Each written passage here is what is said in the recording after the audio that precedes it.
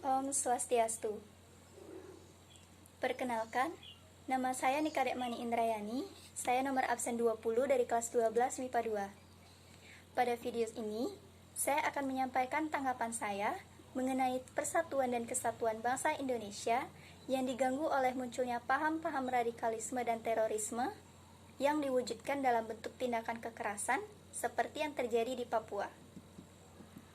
Dalam Kamus Besar Bahasa Indonesia, radikalisme diartikan sebagai paham atau aliran yang menginginkan perubahan atau pembaharuan sosial dan politik dengan cara kekerasan.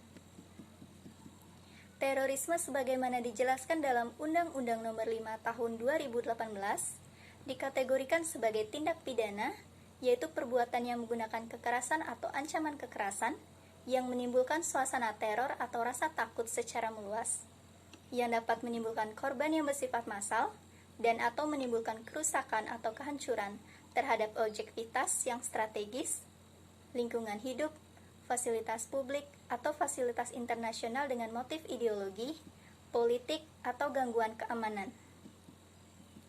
Isu radikalisme dan terorisme yang merajalela di Indonesia tidak hanya dipengaruhi oleh faktor tunggal seperti agama, ekonomi, atau pendidikan, tetapi ada faktor yang berperan atau memicu terjadinya terorisme dan radikalisme, ataupun dalam bentuk seseorang menjadi radikal, yaitu faktor psikologis. Meningkatnya tindakan dan perilaku provokatif yang dilakukan oleh kelompok masyarakat tertentu yang dapat mengganggu ketertiban umum dan memecah belah persatuan dan kesatuan negara.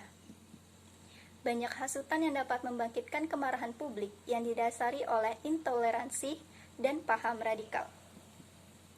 Seperti kasus pemberontakan di wilayah Papua, dikenal dengan istilah KKB Papua. KKB Papua merupakan singkatan dari kelompok kriminal bersenjata bagi suatu kelompok di wilayah Papua yang menebar teror baik kepada warga sipil maupun TNI dan Polri.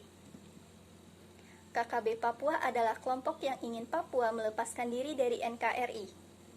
Hal tersebut terjadi sebab adanya paham-paham radikalisme yang berkembang pada anggota KKB Papua. Kelompok tersebut sudah biasa disebut sebagai gerakan separatis, atau suatu gerakan untuk mendapatkan kedaulatan dan memisahkan diri dari suatu wilayah. Dan hal tersebut tentulah mengancam keutuhan negara Indonesia. Dalam hal ini, peran polisi dan Tentara Nasional Indonesia atau TNI sangat penting untuk tetap menjaga persatuan dan kesatuan bangsa Indonesia. Alangkah baiknya pemerintah melakukan pendekatan melalui perspektif budaya dan sisi religius, agar isu tersebut segera berakhir sebelum paham-paham radikalisme dan terorisme menyebar luas. Radikalisme berskala besar berupa ujaran kebencian, jika tidak segera dihentikan, pada akhirnya akan merusak stabilitas politik dan keamanan nasional.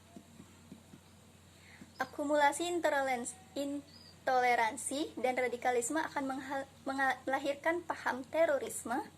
Dalam kasus ekstrim akan memicu aksi teroris, meresahkan masyarakat dan menimbulkan ketidakpercayaan publik terhadap pemerintah. Berbagai langkah dilakukan pemerintah dari hulu hingga hilir untuk mencegah dan menanggulangi radikalisme dan intoleransialisme secara komprehensif. Penguatan criminal justice response terhadap isu kontra terorisme dengan mengesahkan dan menerapkan sejumlah peraturan seperti Undang-Undang Nomor 5 Tahun 2018, Peraturan Pemerintah Nomor 77 Tahun 2019, Peraturan Pemerintah Nomor 35 Tahun 2020, dan Peraturan Presiden Nomor 7 tentang Rencana Aksi Nasional 2021 tentang pencegahan dan pemberantasan ekstremisme berbasis kekerasan menuju terorisme. Kebijakan pemerintah dalam mengantisipasi dan mencegah bahaya intoleransi dan radikalisme, yaitu menjaga keseimbangan antara pendekatan keras dan lunak. Untuk mencegah terorisme atau penerapan pendekatan lunak perlu ditingkatkan untuk mencapai tujuan jangka panjang melawan terorisme. Salah satu upaya yang terus dilakukan pemerintah adalah kebijakan deradikalisasi Upaya deradikalisasi, pemerintah tidak cukup hanya menyasar mantan napi teroris. Bahaya intoleransi dan radikalisme terhadap persatuan kesatuan negara yang perlu diisolasikan secara penuh kepada masyarakat. Deradikalisasi adalah cara tanpa kekerasan untuk mencegah pemikiran radikal yang meningkatkan berbagai aspek, misalnya pemahaman agama, keadilan, dan ekonomi yang melibatkan masyarakat. Jika masyarakat tidak ingin gerakan kontraradikalisme dan terorisme hanya menjadi retorika, mereka harus membekali sekolah dengan materi-materi intoleransi, antiradikalisme, dan terorisme yang selama ini menjadi lahan subur kebencian. Upaya deradikalisasi lebih menitik beratkan pada pendidikan siswa dan siswi pelajar karena secara psikologis tidak stabil, atau mencari jati diri dan mudah terindoktrasi menjadi fanatik. Sekian yang dapat saya jelaskan pada video kali ini. Terima kasih. Om Santi Santi Santi Om.